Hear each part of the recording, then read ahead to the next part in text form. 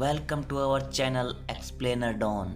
आज हम देखने वाले हैं लॉक्ड अप मूवी की शुरुआत में हम मनोरी नाम की एक लड़की को देखते हैं जो कि साउथ ईस्ट एशिया के एक शहर में अपने अंकल के साथ रहती है। क्योंकि मनोरी एक अमेरिकन है तो उसके स्कूल की लड़कियां मनोरी को हमेशा तंग करती रहती हैं। इनमें से ननीता नाम की एक लड़की मनोरी को पकड़कर बुरी तरह मारती है और फिर वो मनोरी का वीडियो बनाकर उसे ऑनलाइन अपलोड भी कर देती है। साथ ही वो मनोरी को काफ़ी बुरा भला और काफ़ी सारी गंदी बातें सुनाती है। और जब पानी सर से ऊपर चला जाता है तो मनोरी को भी बहुत गुस्सा आता है। वो एक डंडे से वार करके ननीता का सर फोड़ देती है। इस दौरान एक आदमी मनोरी को रोकता है और इन सब के कारण मनोरी को पुलिस स्टेशन जाना पड़ता है क्योंकि ननीता को काफ़ी गहरी चोट आ गई थी। फिलहाल मनोरी के अंकल उसे पुलिस स्टेशन से बेल करवाते हैं और साथ ही बताते हैं कि तुम्हें उस स्कूल से निकाल दिया गया है। वो मनोरी को समझाते हैं कि मैं जानता हूँ तुमने पहले वार नहीं किया होगा, लेकिन ये अमेरिका नहीं है, हमें यहाँ संभल कर रहना होगा और तुम्हें भी यहाँ रहने की आदत डालनी होगी। इतना कहकर वो बाहर चला जाता है। ये सब कुछ मनोरी के लिए एक बुरे सपने की तरह होता है। उसे समझ नहीं आता कि वो करे तो करे क्या।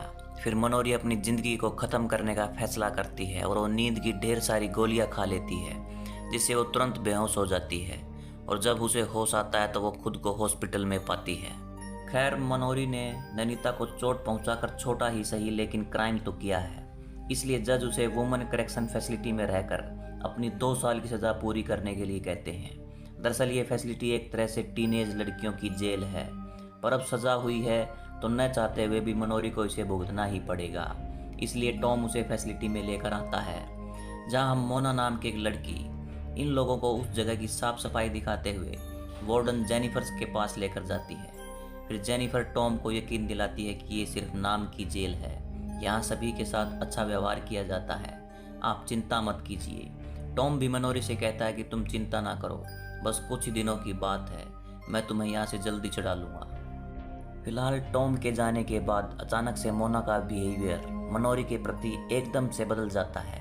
वो मनोरी को उसके सेल तक लेकर जाने लग जाती है, जिस दौरान हम जेल की असली तस्वीर देखते हैं जो कि टॉम के आगे मोना ने नहीं दिखाई थी। मनोरी देखती है कि यहाँ की हालत तो बद से बदतर है। यहाँ पे काफ़ी खतरनाक और पागल लड़कियाँ सजा काट रही हैं, जिनमें से एक रेजा होती है।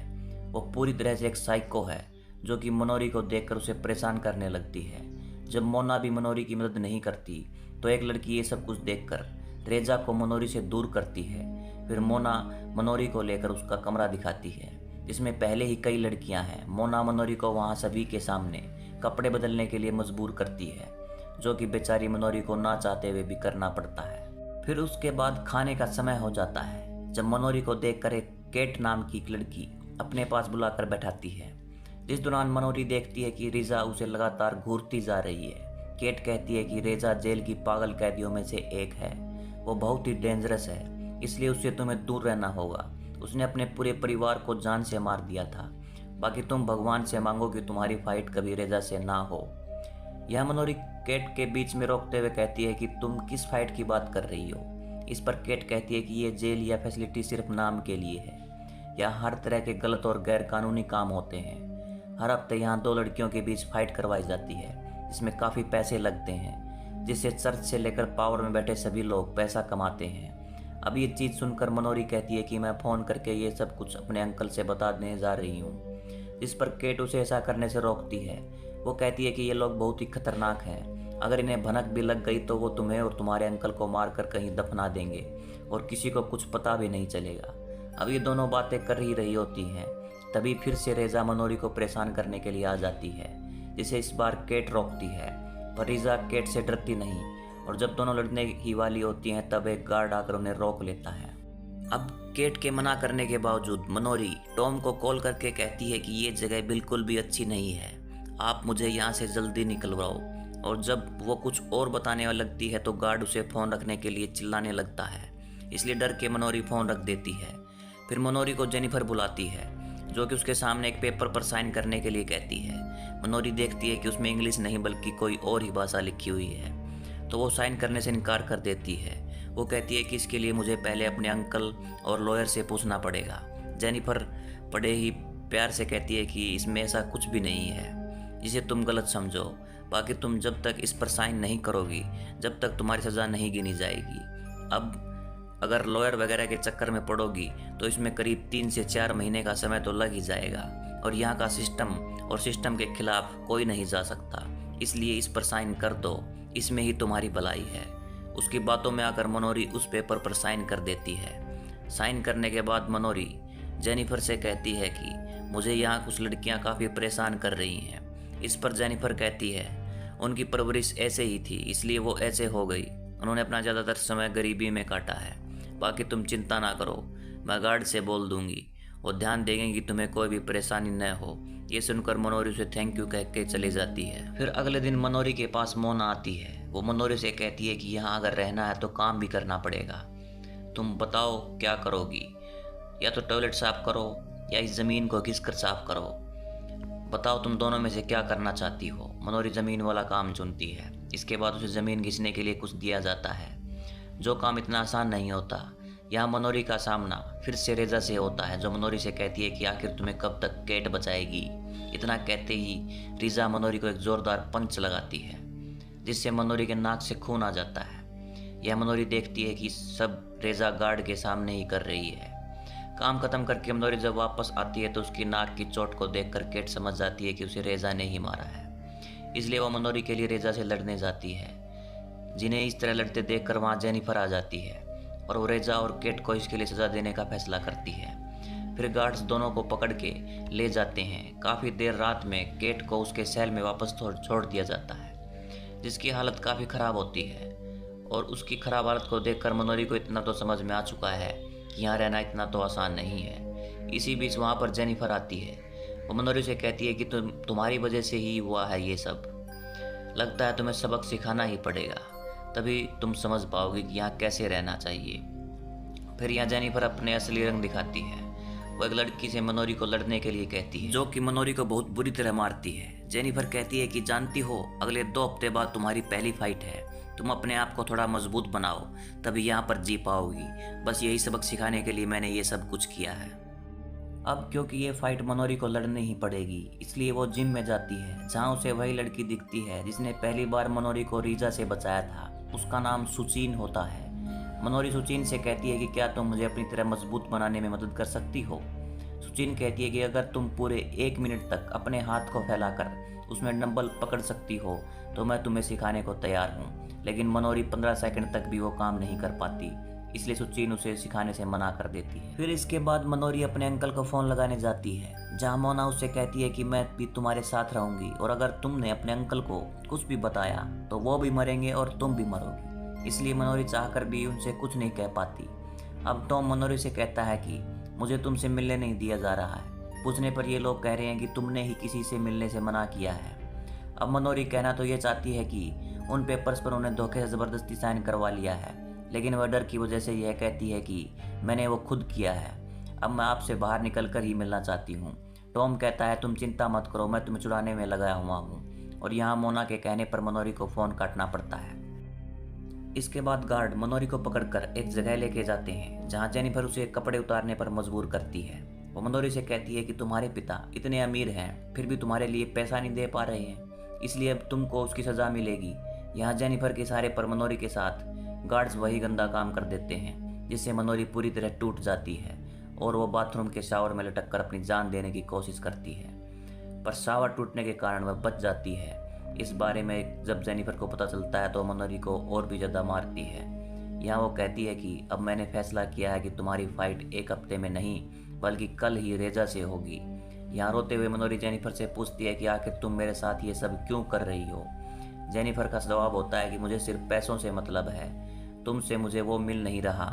फिर भी तुम मेरा दिल देखो कितना बड़ा है। मैं चाहती हूँ कि तुम टफ बनो, ना कि अमेरिकन की तरह कमज़ोर बनो।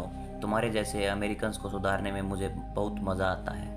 अब मनोरी देखती है कि एक लड़की यहाँ के जुल्मों को सहकर इतनी तंग आ चुकी है कि वो अपनी जान दे देती है। उसकी मौत को देखकर मनोरी फैसला करती है कि मैं इस तरह ऐसे हार नहीं मानूंगी, बल्कि अगर मरना ही है तो लड़कर मरूंगी।